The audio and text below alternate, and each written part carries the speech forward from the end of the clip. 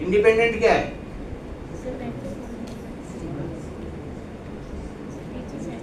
जैसे टीचर का इन्वॉल्वमेंट हो गया, ये इंडिपेंडेंट रहेगा या डिपेंडेंट रहेगा? मेरे पढ़ाने के ऊपर आपका परफॉर्मेंस इंडिपेंडेंट, मेरा इंडिपेंडेंट हो गया Yes, sir. और आपको प्रभावित कर रहा है, वो डिपेंडेंट हो गया। और इसमें कौन सा फैक्टर है जो वो वेरिएट होता है? सर टीचिंग मैट्रिक्स वगैरह, gender, age, demographic profile, interest. आप मेरे से फर्क कैसे है? पढ़ा के मामला में, अचीवमेंट के मामले में? एक्सपीरियंस के मामले में, नॉलेज और एक्सपीरियंस, धीरे धीरे आप लोग पढ़ रहे हैं आगे, नॉलेज एंड लेकिन टू द पॉइंट नहीं पहुंच पा रहे। कोई बता सकता है? दिमाग के ऊपर प्रेशर डालो ना। ये पूरे 10 दिन तो आप ट्रेनिंग प्रोग्राम में जाके कहोगे क्या घर में हैं? अनुभव, एक्सपीरियंस, नॉलेज, एक्सपीरियंस, और क्या? वही तो समझ भाई, अफगानिस्तान से आए हैं, कुछ तो सहयोग करो। हिंदी समझ में आता है? हिंदी डिपार्टमेंट है तो भारत से कुछ ले जाओ, यहाँ तो हिंदी का प्रचलन चल गया, ले जाएंगे। काफी लोग यूएस में, यूके में भी हिंदी सीखने के लिए जो अभी है तो इंडिया से मंगवा रहे हैं टीचर। कहीं ना कहीं तो इंडिया का इन्फ्लुएंस हो रहा है एजुकेशन में। तो कौन सा चीज फैक्टर है जो डायरेक्टली इन्वॉल्व होता है? Demographic background. फिर वही चीज मैं बताने के लिए लाया हूँ। लैंग्वेज भी एक फैक्टर हो सकता है। ये सभी के पीछे कौन रहता है? Height, age. लोग बुढ़ापा में सब पीएचडी कर रहे हैं, आप एज के पीछे बोल रहे हैं। क्यूरियोसिटी, नॉलेज, ये क्या है? नॉलेज कहाँ से आता है? Educational qualification, educational qualification, experience, these are the secondary factor. Prime factor is your intelligence. आप जिसके आधार पर खड़े हो रहे हो वो आधार ही, तो दोनों का इक्विवेलेंसी जब तक एस्टेब्लिश नहीं है कंपैरिजन नहीं कर सकते। इसीलिए एनालिसिस ऑफ कोवेरिएंस जो है यहाँ इंटेलिजेंस होता है। पहले से मैं दोनों ग्रुप को बराबर करने के लिए इनके इंटेलिजेंस टेस्ट लेना पड़ेगा, जिसके कारण हमको बराबरी में देके वो स्टैटिस्टिकली इतना डिजाइन किया गया है जिसमें आपका प्रभाव नहीं डाले आपका इंटेलिजेंस। समझ में आया? और मोर देन 2 वेरिएबल्स जब होता है वहाँ एनोवा लगता है, और एनोवा में एफ वैल्यू देखा जाता है। जेड एक स्कोर है, एफ वैल्यू कैसे देखा जाता है? मेरी तो इच्छा है आप लोगों को सब ट्रेंड कर दूं, लेकिन क्या करूं? आपके स्टैटिस्टिक्स में आया था इस प्रॉब्लम, जैसे 2-3 वेरिएबल्स लेके इकट्ठी एनालिसिस करना है। सर नॉन पैरामीट्रिक डेटा था तो क्रूशियल वॉलिस टेस्ट लगाया था। हैं? सर नॉन पैरामीट्रिक डेटा था तो क्रूशियल वॉलिस टेस्ट लगाया था मोर देन 2 के लिए। इसमें तो डायरेक्ट काई स्क्वायर कॉन्टिजेंसी लगता है, जी इसीलिए डायग्नोसिस जरूरी है, कौन सा टेस्ट कहाँ लगता है। नहीं तो मेरे नंबर भी है, आप कभी पूछ सकते हैं। हम एक दूसरे का मदद करना जरूरी है, ग्रुप में रहना भी और अच्छा है। एक ग्रुप बनाइए, उसमें हमको भी ऐड कर दीजिए। अभी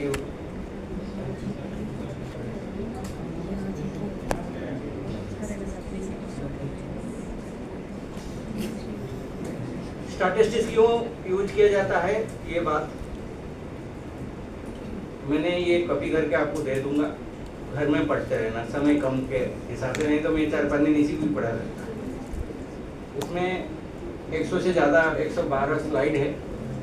मेजर चीज़ को कवर किया गया है, जो मेरे किताब में भी लिखा हुआ है। किताब कॉस्टली है, इसलिए आप लोगों को खरीदना मना है। लाइब्रेरी खरीदेगा तो पढ़ लेना। समझ में आया? तो सारी एनालिसिस कैसे होता है, कैसे डाटा कलेक्ट किया है, एसपीएसएस में कैसे डाला जाता है, A to Z आपके पास नॉलेज होगा तो किसी के ऊपर डिपेंड नहीं करता।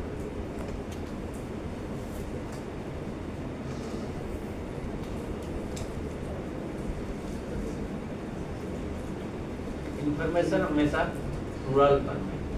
इंफॉर्मेशन को कैसे हमने डाटा फॉर्म में लाएंगे? डाटा का सिंगुलर क्या है?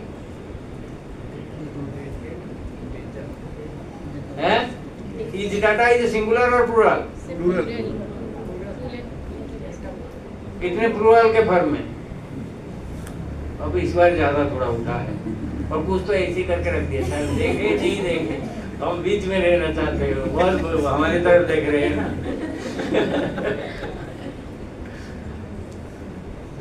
तो डाटा ऑलवेज प्लूरल, और plural singular form of data is data.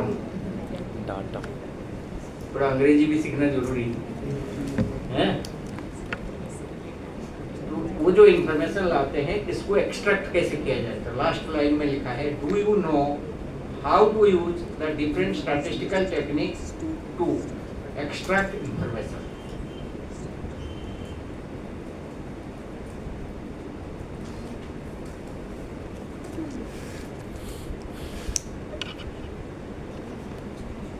ये सारी SPSS सिखाता है। इसको हम प्रैक्टिस में लाना तो SPSS का जरूरत है। आपने 500 लोगों का डाटा याद रख सकते हैं? 5 लोगों का रखोगे भी तो समय के हिसाब से भी बदल जाएगा। शॉर्ट टर्म मेमोरी रहता है, लॉन्ग टर्म में रहता है। LTM STM जानते हैं क्या?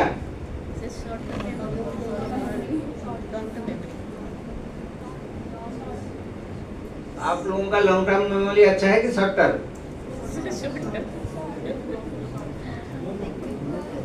दोनों अच्छा है। मेरे वाइस चांसलर मुझे पूछा कौन सा दवाई है खाने से भूल जाएंगे, दिमाग कम हो जाएगा। ये सर मेरे कारण क्यों परेशान हो रहे हैं? मैं ऐसे ही दिमाग ज्यादा हमेशा खतरे का, क्यों ना आप हट के बात करोगे। जिसके पास दिमाग है वो तो मेमोरी में रखेगा। मेमोरी कहाँ है देखा है कोई? गिलफोर्ड इंटेलेक्ट मॉडल किसने पढ़ा है? इसमें कितना क्यूब होता है?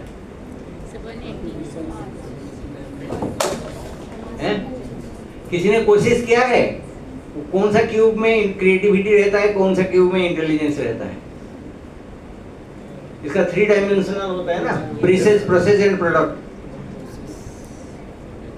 इसमें कोई रिसर्च किए हैं? कुछ करो, दुनिया पढ़े। गिलफोर्ड किसी समय में किए थे, हम आज तक याद रखें।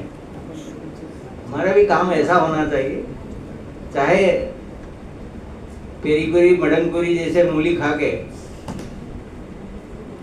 विश्व को एक चीज दे के जाए। आप कभी कोशिश करें जो हमने इंटेलिजेंस माप के इंटरेस्ट के हिसाब से, जो NEP 2020 कह रहा है, हमको सचिन को सचिन बनाना है, सचिन को आइडेंटिफाई करना है, वही ही अच्छा बैट्समैन बनेगा। अमिताभ को चुनना है। ये सब प्रोमिनेंट लोग हैं, इसीलिए इनका नाम ले रहा हूँ, हैं? बाकी राष्ट्रपति हमारी गांव की है, आपको पता है? हैं? कैसे पता चल गया? बताया था। आप मेमोरी में रखें, आप भूले नहीं। क्यों ना ऐसा एग्जाम्पल दो जो हमेशा शॉर्ट टर्म में LTM में कन्वर्ट हो जाएगा। इसीलिए टीचर होने के नाते एग्जाम्पल लाइव लोकल होना चाहिए। तो सबसे ज्यादा जो है ये जो इसके ऊपर इंटेलिजेंस के ऊपर करोगे तो किसको क्या बनना है वो हम बना सकते हैं।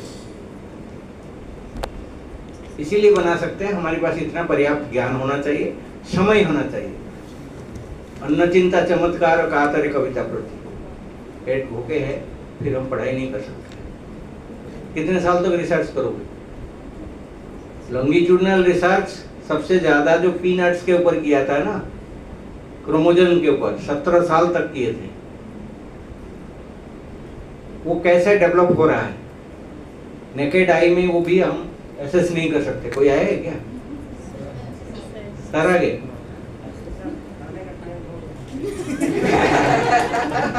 मैं समझ गया, कुछ बच्चे को घंटी बजे, इनको पता है आज घंटी बजने वाला है, मतलब छुट्टी होने का।